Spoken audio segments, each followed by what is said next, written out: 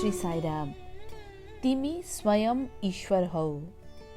भगवान श्री सत्य साई बाबाले 25 डिसेम्बर 2003 मा दिनुभएको दिव्य सम्भाषणको पहिलो अंश। जुन उद्देश्यले प्रहलादलाई बचाउन परमेश्वर प्रेरित हुनुभयो, गरिबीले पीडित कुचेलालाई मद्दत गर्न वेदका स्वामी प्रेरित हुनुभयो, गजेन्द्रलाई बचाउन कमल नयन प्रभु प्रेरित हुनुभयो, त्यही उद्देश्यले प्रेरित भएर स्वर्गका देवताहरूद्वारा पूजित परमेश्वर हाल धरतीमा अवतरित हुनुभएको छ। प्रेम स्वरूपहरू ईश्वर कहाँ छन्?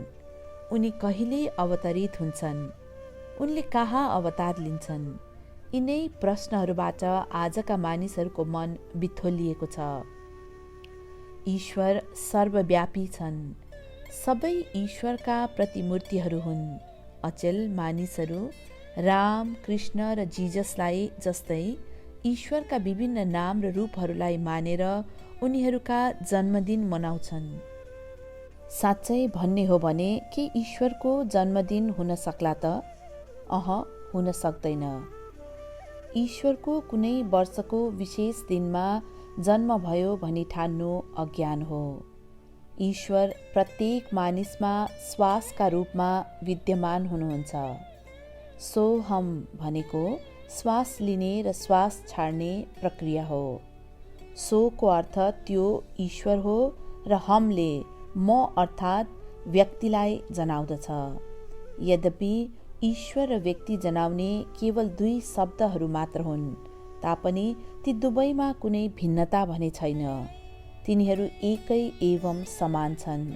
वास्तवमा ईश्वरको जन्म हुँदैन, किनभने उनलाई कुनै लक्ष्यहरू हासिल गर्न आवश्यक नै छैन। यद्यपि मानिसहरूका मनमा विश्वास जगाउन ईश्वर अवतरित हुन्छन्। जन्म हुन्छ भने मृत्यु पनि निश्चय नै हुन्छ, तर ईश्वर जन्म र मृत्युभन्दा पर छन्। उनको सुरु पनि छैन र अन्त पनि छैन। ईश्वरको जन्मदिन हुन्छ भनी सोच्नु तिमीहरूको कल्पना मात्र हो। भक्तहरू ईश्वरलाई एउटा भौतिक शरीरमा सीमित गर्दछन्, उनको पूजा गर्दछन् र उनका जन्मदिन मनाउँदछन्। यो सबै उनीहरूको मनगढन्ती कल्पना हो र असत्य हो। यस संसारमा प्रत्येक दिन धेरै मानिसहरू जन्मन्छन् र मर्दछन्। जन्म र मृत्यु भनेको के हो त? शरीर धारण गर्नु जन्म हो भने त्यही शरीर त्याग्नु मृत्यु हो। भ्रमवश मानिस जन्म र मृत्युको द्वैतावस्थाको अनुभव गर्दछ, तर ईश्वर दुवै अवस्थाबाट पर छन्। वेदले भन्छ, ईश्वरको सबैतिर हात पाउ छन्, सबैतिर आँखा, शिर अनि मुख छ, सबैतिर कान छन् र उनी यस लोकमा सबैमा व्याप्त छन्। अज्ञानवश मानिस जन्म र मृत्युको बन्धनमा फस्दछ। जन्म र मृत्यु ईश्वरको सङ्कल्पबाट घटित हुन्छ। ईश्वर प्रेमको साँचो प्रकटीकरण हो। उनी सबै प्राणीहरूमा प्राणवायुका रूपमा विद्यमान छन्। प्राचीन कालदेखि मानिसहरूले जन्म र मृत्युको रहस्य बुझ्न संयुक्त प्रयास गरे। यो रहस्य बुझ्न धेरै गहिरिनु आवश्यक छैन। हामीले धारण गरेको शरीरले यसको अनुभूति प्रत्येक क्षण गराउँदछ। श्वास लिनु जन्म हो भने श्वास छाड्नु नै मृत्यु हो। मानिस यो श्वास प्रश्वासको प्रक्रियाको भित्री महत्त्व बुझ्न असमर्थ छ। मानिसले बुझ्नुपर्ने कुरो नै जन्म र मृत्युको चक्रबाट पार पाउनु हो। उसले जति सक्यो बढी प्रेम गर्नुपर्दछ।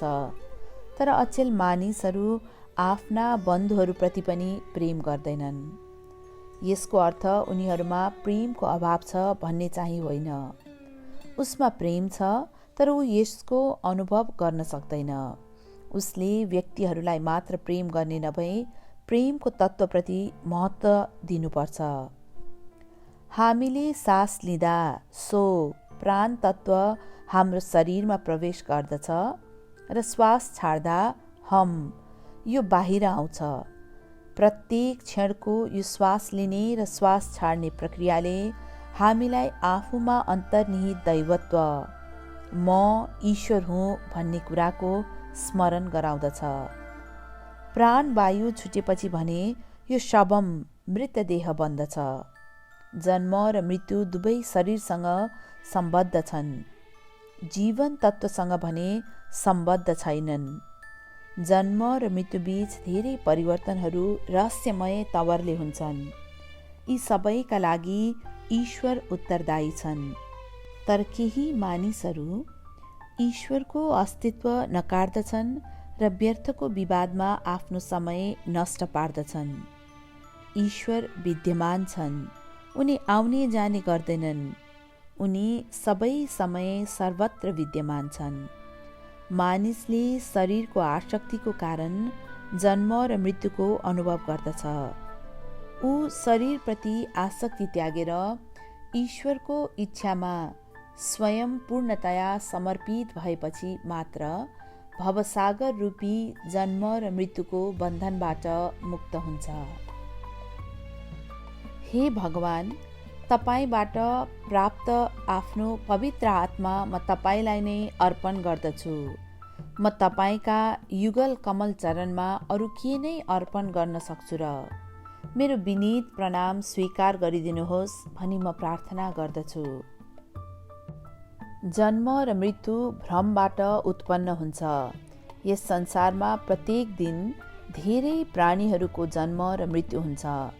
जन्म र मृत्यु समय र परिस्थिति बमोजिम घटित हुन्छ। जन्म र मृत्युबीच मानिस भौतिक शरीरद्वारा भ्रमित भएर भौतिक तहमा नाना प्रकारका सम्बन्धहरू बढाउँदछ। ऊ स्वयंलाई शरीरद्वारा परिचय दिन्छ र म र मेरोको भावावेशमा बहकिन्छ। यो गम्भीर भूल हो। शरीर रहेसम्म तिमी यस्तै प्रकारका सम्बन्धहरू जोड्दछौ। एक दिन शरीर ढलेपछि तिम्रा नाता सम्बन्ध के हुन्छन्? साँचो सम्बन्ध आत्मासँग रहन्छ, शरीरसँग होइन। जन्म हुनु अघि कोसँग के को सम्बन्ध हुन्छ र? मृत्यु पश्चात के हुन्छ? वास्तवमा जन्म र मृत्यु भ्रमवशले भएकाले तिमी ब्रह्म अनुभूत गर्न सक्दैनौ। हामी यस संसारिकताको अल्झोमा फसेका कारण इन्द्रिय भन्दा बाहिरको तत्त्व बुझ्नै सक्दैनौ। साँचो आध्यात्मिक अभ्यास भन्नु नै आफ्नो सही पहिचान गर्नु हो।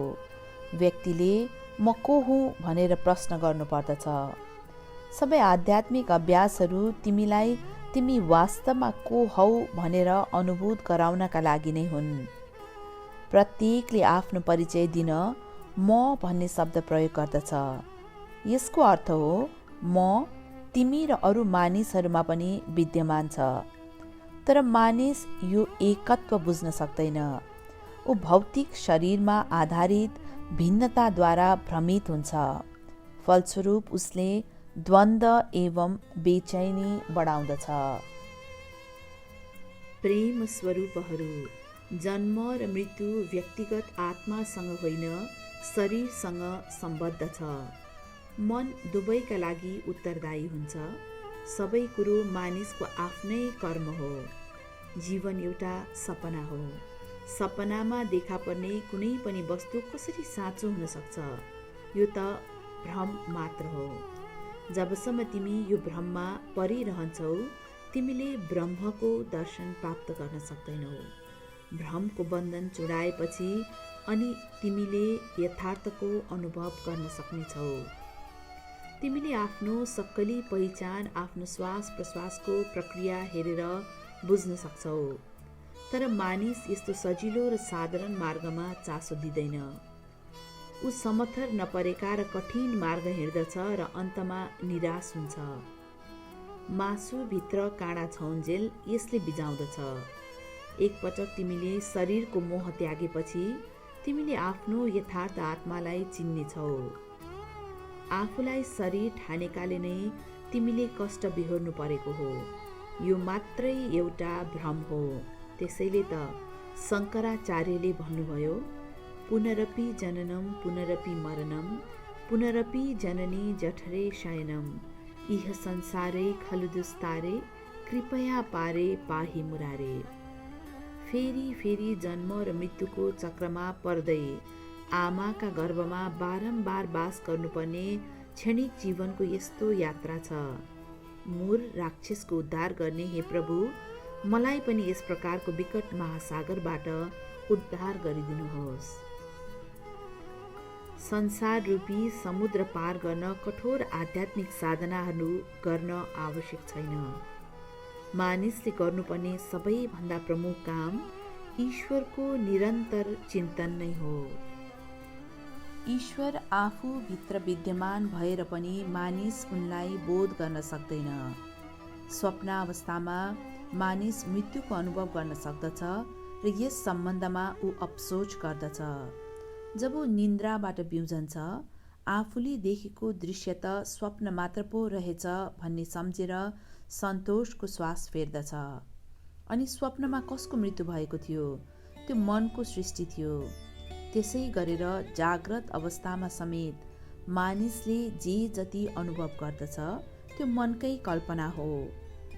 मेरा पिता, मेरी माता, मेरी पत्नी, मेरा छोराछोरीहरू आदि इत्यादि सबै भावनाहरू भ्रमबाट उत्पन्न हुन्छन्।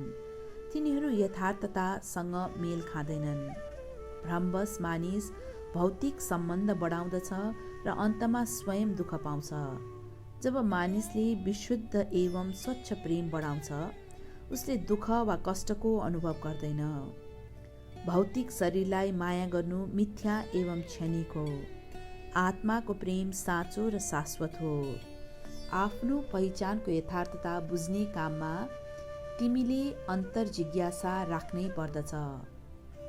एकपटक शङ्कराचार्य आफ्ना शिष्यहरूसँग गङ्गा नदीतर्फ जाँदै थिए। बाटामा उनले रुखमुनि बसेर डुक्रुन करने भनेर भट्याइरहेको एक मानिस भेटे। ऊ वास्तवमा पाणिनीको व्याकरण सम्बन्धी नियमहरूमा पोख्त हुन प्रयास गर्दै थियो। उसप्रति शङ्करलाई दया लाग्यो र उसलाई सांसारिक ज्ञान प्राप्तिमा आफ्नो समय नष्ट गर्नुको साटो ईश्वरको चिन्तन गर्ने सल्लाह दिए। भज गोविन्दम गोविन्दम भज मूढमते सम्प्राप्ते सन्निहिते काले नहि रक्षति डुक्रुन करने। हे मूर्ख मानिस, भगवान गोविन्दको नाम भज। अन्तिम अवस्थामा व्याकरणका नियमहरूबाट तिम्रो रक्षा हुँदैन। भ्रम र ब्रह्म तिम्रा मनमा आधारित छन्। तिनीहरू बाहिर विद्यमान छैनन्। ब्रह्म तिमी भित्रै छ, तर तिमी भ्रमित भएको कारण तिमी ब्रह्मलाई टाढाको कुरा हो भन्ने ठान्दछौ। जब तिमीलाई आफू नै ब्रह्म पो रहेछु भन्ने बोध हुन्छ, तिमी भ्रमबाट सदाका लागि मुक्त हुन्छौ। तिमीले आफूलाई शरीर ठान्दछौ अनि दुःख पाउँदछौ। शरीरको मोहबाट एकपटक मुक्त भएपछि तिमीले स्थायी सुख अनुभव गर्नेछौ। प्रेम स्वरूपहरू, सुख र दुःख तिम्रै सृष्टि हुन्। तिनीहरू ईश्वरले प्रदान गरेका होइनन्। तिमी नै आफ्ना दुःखका कारण हौ, अरू कोही होइन। यस सत्यलाई बुझ। आध्यात्मिक दृष्टिकोणमा सुख दुःख र सांसारिक सम्बन्धहरू सबै भ्रम हुन्। तिनीहरू यथार्थ होइनन्। बिहानदेखि साँझसम्म मानिस भ्रमको जीवनयापन गरिरहेको छ। मानिस भएर जन्मेपछि उसले सत्य बोध गर्नै पर्दछ। निश्चित अवधिसम्म भौतिक शरीर बढ्दछ र पछि कमजोर एवं बुढो हुन्छ। जन्मने र बढ्ने काम शरीरसँग सम्बद्ध छ, जुन मिथ्या हो। तर मानिस शरीरलाई साँचो ठान्दछ र त्यसैले दुःख पाउँछ। जब तिमी आफ्ना आँखाहरू पुरै उघार्दछौ, तिमी धेरै मानिसहरू देख्न सक्छौ। तर जब तिमी आँखा चिम्लन्छौ, तिमी कसैलाई पनि देख्न सक्दैनौ। तिमीले आँखा उघार्दा यति धेरै मानिसहरू कहाँबाट आए? तिमीले आँखा चिम्लन साथै ती मानिसहरू कहाँ हराए? तिमी थाहा पाउँदैनौ। वास्तवमा तिमी आफ्नो उत्पत्ति स्थान एवं आफ्नो गन्तव्य थाहा पाउँदैनौ। त्यसैले तिमीले दुःख पाउँछौ। एकपटक तिमीले आफू शरीर होइन भन्ने बुझेपछि यस संसारको कुनै पनि कुरा तिम्रो हुँदैन र तिमीले दुःख पाउँदैनौ। यस संसारका सबै कुरा तिम्रा आफ्नै रचना हुन्। कुनै पनि कुरो यथार्थ होइन। तिमीसँग तिमीमा सधैँ विद्यमान हुने प्रेम स्वरूप ईश्वर मात्र हो। मानिस प्रेम शून्य भएर बाँच्नै सक्दैन। प्रेम नै तिम्रो जीवन हो। प्रेम रूपी ज्योतिले मात्र अज्ञान रूपी अन्धकार हटाउँदछ। प्रेम नगर्ने मानिस बारम्बार जन्मिरहन्छ। पुनरपि जननम पुनरपि मरणम। जो जन्मन्छ त्यो एक दिन मर्दछ र जो मर्दछ त्यो पुनः जन्मन्छ। जन्म र मृत्यु वस्तुपरक यथार्थ जगतका प्रभाव हुन्। त्यस प्रभावबाट भ्रमित भएर मानिस स्वयं प्रमादको वशीभूत भइरहेको छ। जय साईं राम।